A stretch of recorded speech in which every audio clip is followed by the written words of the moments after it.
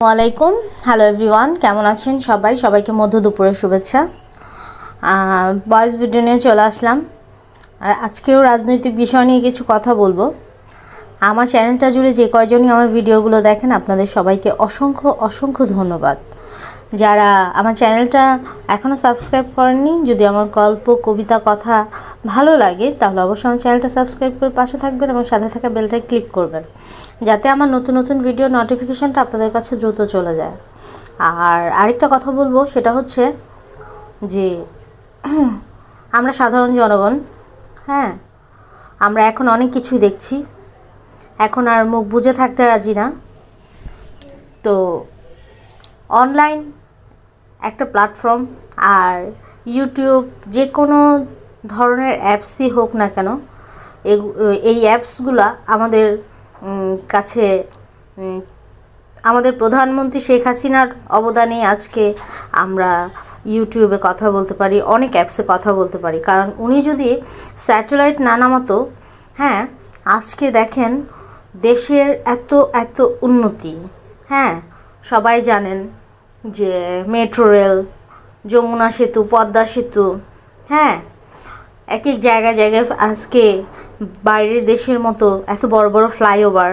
এখন তো কাজ, এতদিনে যদি শেখ হাসিনা আমাদের মধ্যে থাকতো তাহলে কাজগুলো অনেকটা এগিয়ে যেত, বরঞ্চ আরও অনেক নতুন নতুন কাজ ধরতো।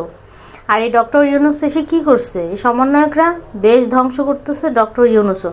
আর ডক্টর ইউনূস তো আমাদের দেশের নাগরিক না, উনি যুক্তরাষ্ট্রের নাগরিক, ঠিক আছে? উনি আমাদের দেশের হয়তো, আমাদের তাহলে আমরা আমাদের দুঃখ বুঝতো, আমাদের কষ্ট বুঝতো, আমাদের সব কিছুই বুঝতো। যাই হোক, কত কথা বাড়াবো না, মূল কথায় আসি। মূল কথাটা হচ্ছে, একটু আগে দেখলাম, 1 ঘন্টা আগের ঘটনা, আমাদের এখানেই উত্তর আবদুল্লাপুর, তো কি জানো, ইস্তেমার মাঠে দুই দলে, জামাত আর আরেকটা কি জানো দল, যাই হোক দুই দলই সংঘর্ষ হয়েছে, ঠিক আছে?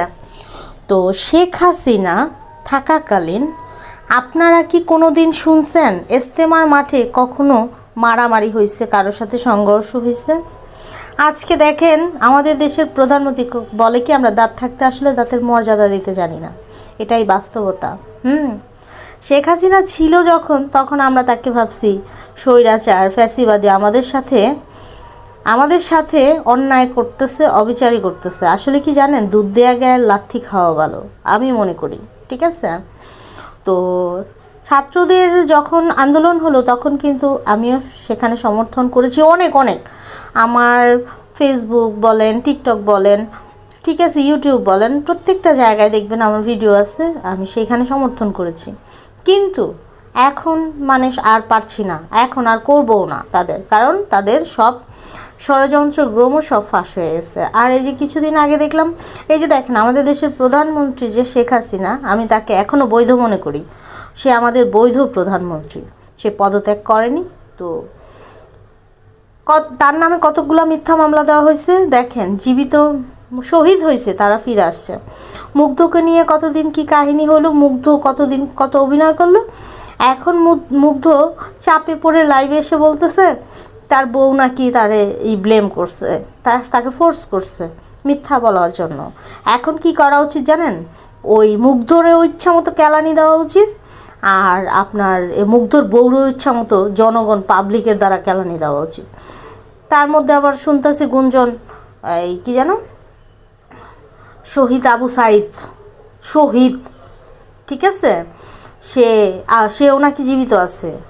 তো এই আপনার অনলাইন বলেন, রিয়েল লাইফ বলেন, ঠিক আছে, এই শহীদ, দৌড়ো শহীদ বলতেই মন চায় না, ওই আবু সাইদ আর হইল মুগ্ধ, চক্রান্তকারী মুগ্ধ, চালবাজ, ছ্যাঁচর, ঠিক আছে, আপনার এই কি জানো, মানে ওরে যে আসলে কী কী ভাষায় গালি দেওয়া উচিত, ইচ্ছা করতেছে মুগ্ধরে স্যান্ডেল দিয়া পিটানো উচিত, বুঝতে পারছেন? তো এদের কারণেই কিন্তু জনগণ, পাবলিক হ্যামোলিয়নের বাসিয়ালার মতো মানে তাদের পিছনে ছুটছে, এই সমন্বয়কদের পিছনে, ঠিক আছে? তো আশা করি ঠিক আছে, দেশের মানুষ এখন আর বোকা নাই, অনেক সচেতন। বিশেষ করে অনলাইনের মাধ্যমে মানুষ এখন অনেকই সচেতন। তো সব কিছু তারা জানতেছে, বুঝতেছে, ঠিক আছে। তবে এই পাবলিকের যখন দেয়ালে পিঠ থেকে যাবে না, তখন এই সমন্বয়ক এগুলার কোনো রেহাই হবে না। কারণ কি, আমরা মধ্যবিত্ত যারা, তাদেরই আমরা অনেক হিমশিম খাওয়া যাই। সামান্য একটা ছোট্ট লাউ, সেটা 80 টাকা দিয়ে কিনে আনছি, ঠিক আছে।